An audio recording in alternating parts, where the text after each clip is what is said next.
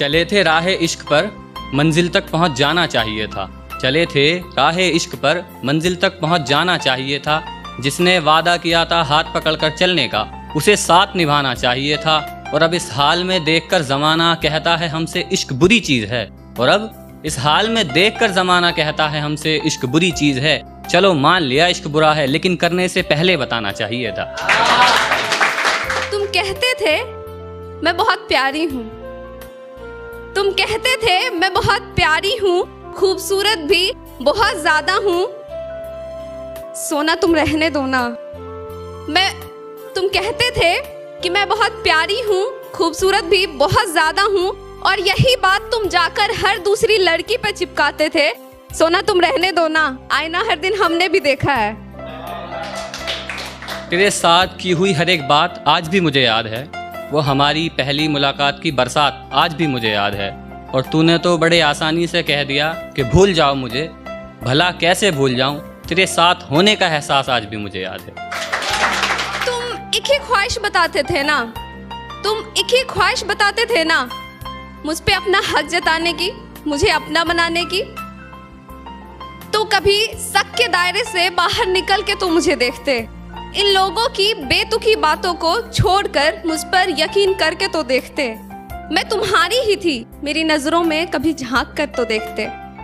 सोना मैं तुम्हारी ही थी, मैं तुम्हारी ही थी। अब तुम्हें ये समझाने के लिए हम कोई गवाह कहाँ से लाए। सोना तुम जाने भी दो ना, तुम हमें समझ जाओ ऐसी तुम्हारी औकात नहीं है। कलम रखूं कागज फाड़ूं, मैं फिर एक कलम उठाऊं। कलम रखूं कागज फाड़ूं, मैं फिर एक कलम उठाऊं। लाख कोशिशों के बावजूद भी कुछ ना लिख पाऊं। कितने लेखकों के खंगालूं पिटारे मैं, कितने शायरों के दर खटखटाऊं। जो कर सके मेरे महबूब की सादगी बयां, मैं वो अल्फाज कहाँ से लाऊं। हाँ, सच्चाई तो यही थी ना, सच्चाई तो यही थी ना कि तुम्हारी जिंदगी में कोई और आ गया था और तू उससे भी वफा के कस्में खा रहा था। एक तरफ ये जो तुम रिश्ते खत्म करने की बात करते हो और दूसरी तरफ वजह बताकर यूं मजबूर बनते हो। मेरे सोना मत बोलो ना, मत बोलो ना।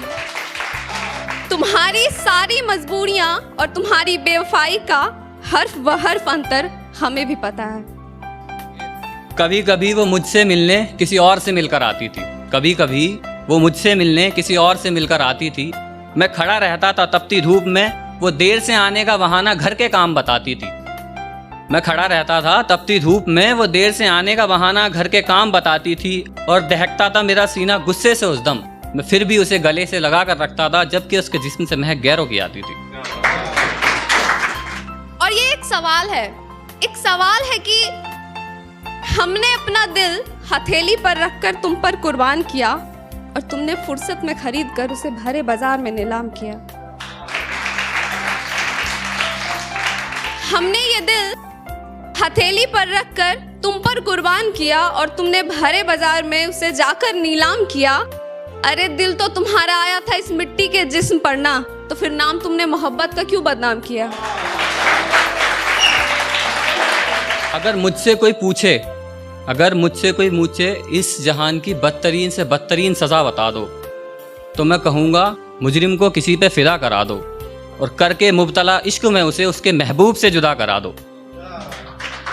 हाथ पकड़ने से शुरू करके ये कहानी तुम बिस्तर पर खत्म करते हो।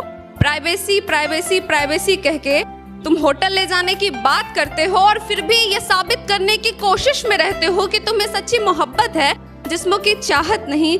मेरे सोना बस भी करो ना, मोहब्बत और हवस में अंतर हमें भी पता है। कोई शेर लिखूं, गज़ल लिखूं या तुझ पे पूरी किताब लिख दूं। कोई शेर लिखूं, गज़ल लिखूं या तुझ पे पूरी किताब लिख दूं और तेरे साथ देखे वो अपने टूटे से ख्वाब लिख दूं। कितनी खाई झूठी कस्में, कितने तूने वादे तोड़े। कितनी खाई झूठी कस्में, कितने तूने वादे तोड़े। कभी कभी दिल में आता है कि कलम उठाऊं और अपने इन कांपते हाथों से तेरी बेवफाई का हिसाब लिख दूं।